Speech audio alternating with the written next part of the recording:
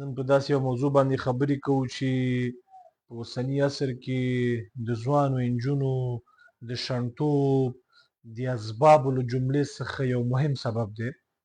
په هغه موضوع خبرې کوو چې دغه ناروغي په ځوانو نجونو کې ډیر واقعیت لري. هغه PID Pelvic Inflammatory Disease د زنانو د تناسلي سیستم د ټولو برخو التهابي حالت ته PID وایي. د PID مهم سبب چې دی هغه انتانات ګڼل کیږي چې یو کلیمیډیا ده او بل نظیریا ګونوریا. دغه دواړه انتانات پکې ډیر زیات مهم رول لوبولی شي. PID چې ده په یوټرس کې، په اووري کې، په فالوپین ټیوبونو کې، په دغه برخو کې رامنځته کیږي.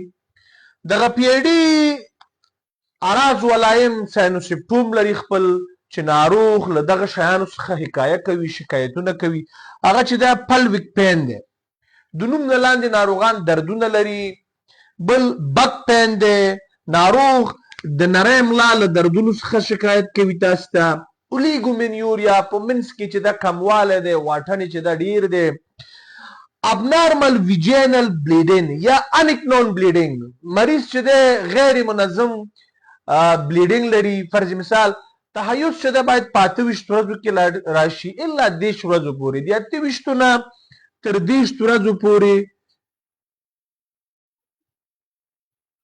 تحیز، د 28 نه تر 15 ورځو پورې دا یو نورمال حالت دی. خو هر کله چې د دې نه مثلا مخکې راځي، په میاشت کې 2-3 دفعې راځي یا له دې نه وروسته راځي، دا یو ابنارمل بلیډینګ دی چې دغه PID ناروغانو ته ابنارمل بلیډینګ پیدا شوی وي. دوی له دې څخه شکایت کوي چې ډاکټر صاحب زما تحیز میاشتنی مریضي یا سایکل په یو میاشت کې 3 ځلې راځي، حتی 4 ځلې راځي. ولې ځینې وختونه وایي چې فرض مثال زما تحیز 2 میاشتې وشوي چې نشته. دا یو ابنارمل حالت دی، یو ابنارمل بلیډینګ دی. دغه ناروغان د انتاناتو له کبله چې سبب یې انتانات وي، دوی فیور لري. فیور دوی له تبې څخه حکایه کوي تاسو ته. ډسچارج لري، ناروغ غیر نورمال لیکوریا لري، د سپینو بوتک لري. او بل ډسپرونیا، یعنی ناروغ چې دی په بستر کې په یو ځایوالي وخت کې له خپل خاوند څخه د جما په وخت کې دوی له شدیدو دردونو څخه حکایتونه کوي او شکایتونه کوي. بل مهمه خبره دا ده چې د دې PID له کبله که دا تداوي نشي، کوم حالتونه رامنځته کولی شي، کوم اختلاطات ورکولی شي. ګوري که PID تداوي نشي، اکټاپیک پریګننسي چې دا ډېر یو خراب حالت ده. اکټاپیک پریګننسي هغه حالت ده چې په دې کې دغه حمل چې دی دا په یو غیر نورمال ځای کې وي. فرض مثال اکټاپیک پریګننسي زیاتره چې دا په فالوپین ټیوب کې رامنځته کیږي.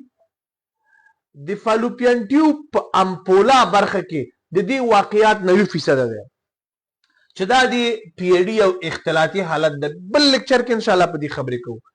دویم اختلاط د انفرټیلیټي ده. انفرټیلیټي شنټوب رامنځته کوي. په لنډ ټکو د دې دواړو تشریح کوو. فرض مثال دا په یوټرس کې رامنځته شو. د یوټرس محیط چاپیریال دا خرابوي چې هر کله د یوټرس چاپیریال او محیط خراب شو، سپرم په دې کې حرکت نشي کولی، ځان ځي ته نشي رسولی. یا فرض مثال په فالوپین ټیوب کې رامنځته شوی دی، هلته چې دا سلفنجایټس ورکوي. سلفنجایټس د فالوپین ټیوب یا د نفرونو یو التهابي حالت ده.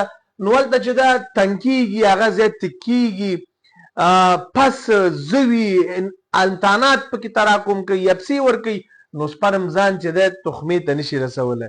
یا فرض مثال د یوټرس محیط خراب د چاپیریال خراب د چې سپرم دار چې هلته مړ کېږي. نو ځکه موږ وایو چې په دې ناروغانو کې چې رامنځته کېږي، انفرټیلیټي رامنځته کېږي. که PID تداوي نشي، یو بل اختلاط کرونیک پلویک پین دی. مریض له دوامداره دردونو شکایت کوي تاسو ته چې ډاکټر صاحب کلونه کېږي چې زما فرض مثال د نوم نه لاندې دردونه دي. او بل د فالوپین ټیوب او د اووري اپسې ورکولی شي. موږ وایو PID د پسو د انتاناتو تجمع ته د ښځو په تناسلي سیستم کې وایو. نو کنتان د اوږدمهاله وخت دپاره دلته پاتې کېږي، کېدلی شي امکان د دې شته چې اپسې څنګه وکړي، اپسې ورکړي. د دې تشخیص د څه شي په واسطه کېږي؟ تشخیص تر ټولو ښه تشخیص باید د الټراساونډ دې مریضانو ته وشي. موږ او تاسې وایو چې په الټراساونډ کې کوم تغییرات په دې مریضانو کې رامنځته کېږي.